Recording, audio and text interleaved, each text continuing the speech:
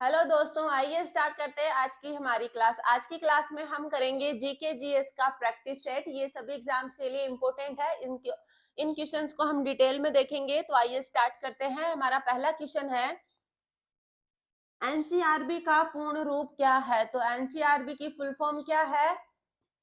Option है राष्ट्रीय मुद्रा अभिलेख शाखा, राष्ट्रीय राजधानी रजिस्टर ब्यूरो, राष्ट्रीय आपराधिक रिकॉर्ड ब्यूरो या राष्ट्रीय अपराध रिकॉर्ड ब्यूरो। तो एनसीआरबी का जो है पूर्ण रूप क्या है? तो इसका आंसर क्या है?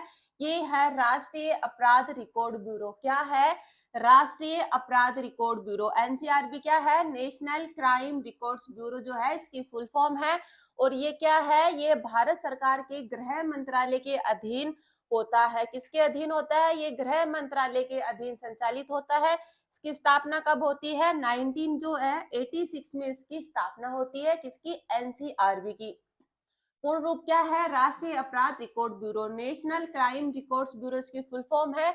और ये भारत सरकार के गृह मंत्रालय के अधीन संचालित होता है और 1986 में जो है इसकी स्थापना होती है।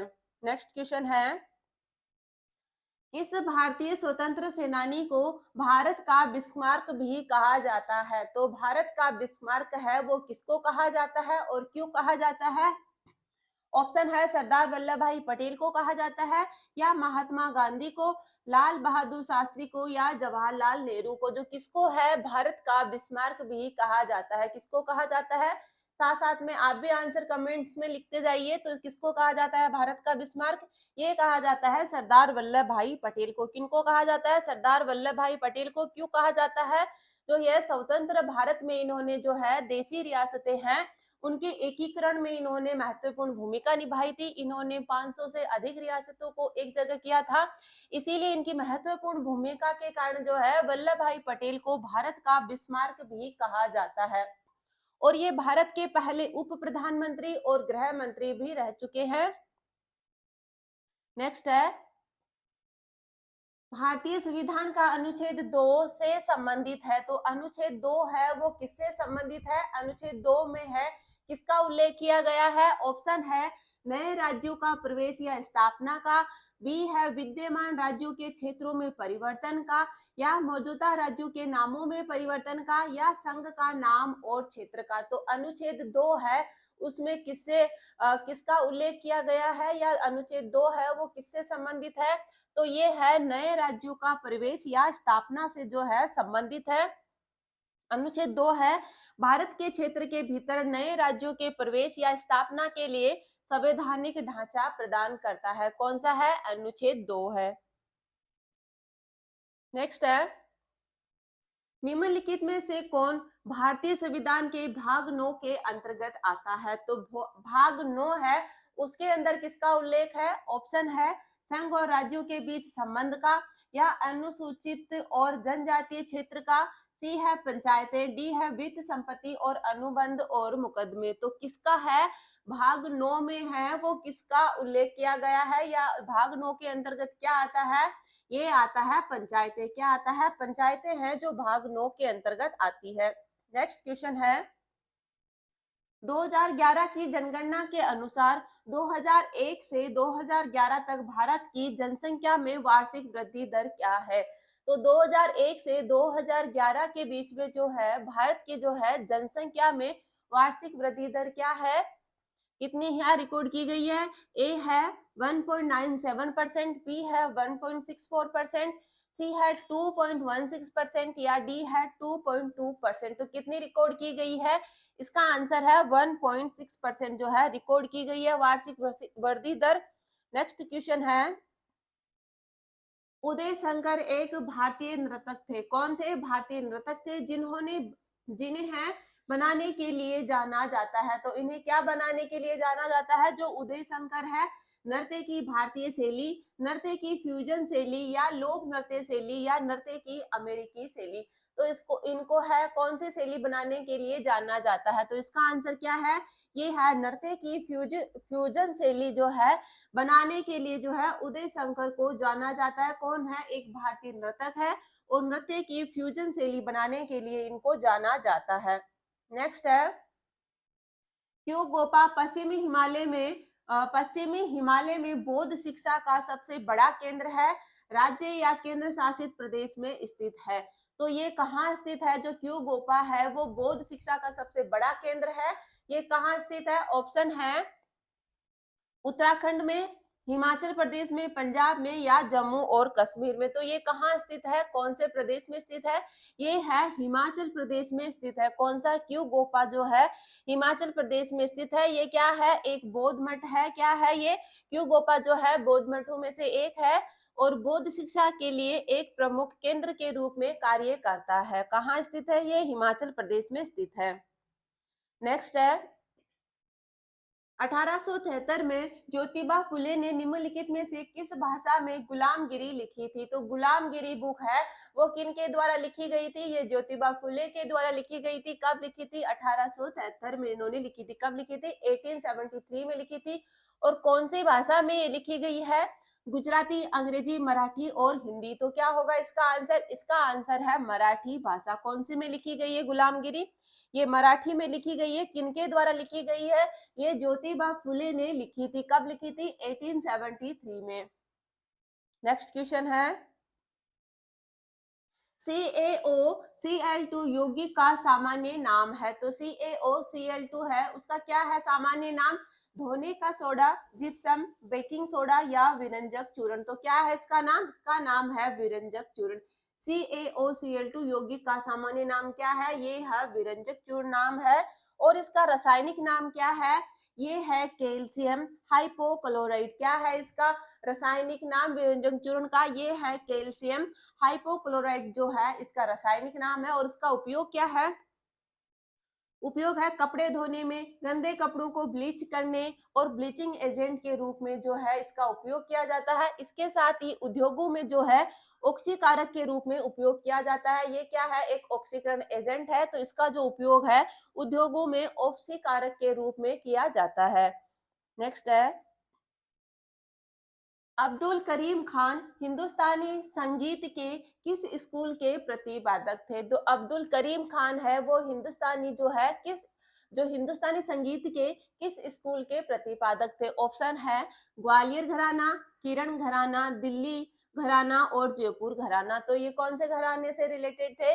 तो ये है किरण घराना के ये प्रतिपादक थे। कौन थे? अब्दुल करीम खान जो है किरण घराना के या किराना घराना के संस्थापक थे। कौन थे?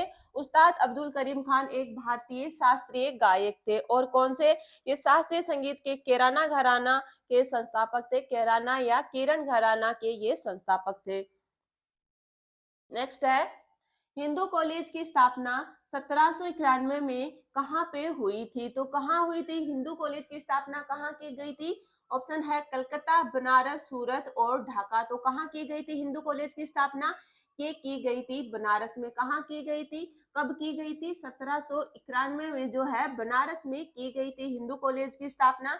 इसके अलावा जो है बनारस हिंदू विश्वविद्यालय की स्थापना है वह कब की गई थी? 1916 में की गई थी। किनके द्वारा? मदन मोहन मालवीय के द्वारा जो है की गई थी। इंपोर्टेंट है ये। बनारस हिंदू विश्वविद्यालय की स्थापना किन्होंने की थी? मदन मोहन मालवीय ने की थी। कब की थी? 1916 में की थी। नेक्स्ट है भारत के उपराष्ट्रपति को वर्ष की अवधि के लिए चुना जाता है। तो कितने वर्ष के लिए जो है भारत के उपराष्ट्रपति को चुना जाता है? ऑप्शन है 3 वर्ष, 6 वर्ष, 4 वर्ष या 5 वर्ष। तो कितने वर्ष के लिए जो है उपराष्ट्रपति को चुना जाता है? ये 5 वर्ष के लिए जो है इनको चुना जाता है। कितने वर्ष के लिए? 5 वर्ष के लिए। और वर्तमान में जो है भारत के उपराष्ट्रपति कौन है? ये है श्री जगदीप धनखड़। कौन है? जगदीप धनखड़ जी है जो वर्तमान में भारत के उपराष्ट्रपति है। और ये उपराष्ट्रपति से संबंधित जो है कौन सा अनुच्छेद है? ये है अनुच्छेद जो है 63 के अनुसार क्या है? भारत का एक उपराष्ट्रपति होगा। कौन सा है? 63 है अनुच्छेद। इसके अलावा जो राज्यसभा का पदेन सभापति होता है वह कौन होता है? उपराष्ट्रपति होता है। ये इंपॉर्टेंट पॉइंट है। नेक्स्ट है श्यामजी कृष्ण वर्मा ने 1905 में इंडिया हाउस की स्थापना की। तो इंडिया हाउस की स्थापना है वो कहाँ की गई थी? किनके द्वारा की गई थी? श्यामजी कृष्ण वर्मा के द्वारा की गई है। कब की गई थी? 1905 में की गई थी। और कहाँ की थी इन्होंने इंडिया हाउस की स्थापना? बम्बई, पेरिस, लंदन या न्यूयॉर्क। तो कहाँ पर की थी इन्होंने? इसका आंसर होगा लंदन। लंदन में जो है इंडिया हाउस की स्थापना की गई थी किनके द्वारा? श्यामजी कृष्ण वर्मा के द्वारा 1905 में की गई थी। और ये इंडिया हाउस है वो क्या था? इंडिया हाउस जो है उत्तरी लंदन में भारतीय छात्रों के लिए एक हॉस्टल था या एक छात्रावास था। और इस हॉस्टल में जो है, ये केवल हॉस्टल ही नहीं, इसमें कई संगठनों का जो है मुख्यालय भी था। क्या था? यहाँ पे कई संगठन का भी बना, कई संगठन भी यहाँ पे बने। इनमें से जो पहला संगठन है वो कौन सा था? इंडियन होम रूल सोसाइटी जो है, इसमें पहला जो संगठन बना था वो था, कौन सा था? इंडियन होम रूल सोसाइटी था। तो इंडिया हाउस क्या था? ये एक हॉस्टल था। कहाँ पे? लंदन में। और किनके द्वारा जो इसकी स्थापना होती है? श्यामजी कृष्ण वर्मा ने इनकी स्थापना की थी। कब की थी? 1905 में की थी। नेक्स्ट है, निम्नलिखित में से कौन सा लोक नृत्य गुजरात राज्य से संबंधित नहीं है? तो गुजरात राज्य से जो है कौन सा नृत्य संबंधित नहीं है? ए विंचुडो, बी डांडिया रास, सी विदेशिया और डी गरबा। तो कौन सा संबंधित नहीं है इनमें से? ये है विदेशिया जो है गुजरात का नहीं है। इसके अलावा विंचुडो, डांडिया रास और गरबा जो है गुजरात के लोक नृत्य है। तो विदेशिया कहाँ का है? ये बिहार राज्य का है। कहाँ का है? ये बिहार राज्य के भोजपुरी भाषी क्षेत्र में प्रचलित नृत्य नाटिका का एक लोकप्रिय रूप है। कहाँ का है ये विदेशिया? ये जो है बिहार का है। इसके अलावा विंचुडो है, ये गुजरात का है। डांडिया रास गुजरात का है और गरबा भी गुजरात का लोक नृत्य है। इसके अलावा नेक्स्ट क्वेश्चन है, निम्नलिखित में से किस राज्य को भारत में अपनी तरह का पहला राज्य स्तरीय पक्षी एटलस मिला है? तो कौन से राज्य को जो है पहला पक्षी एटलस मिला है?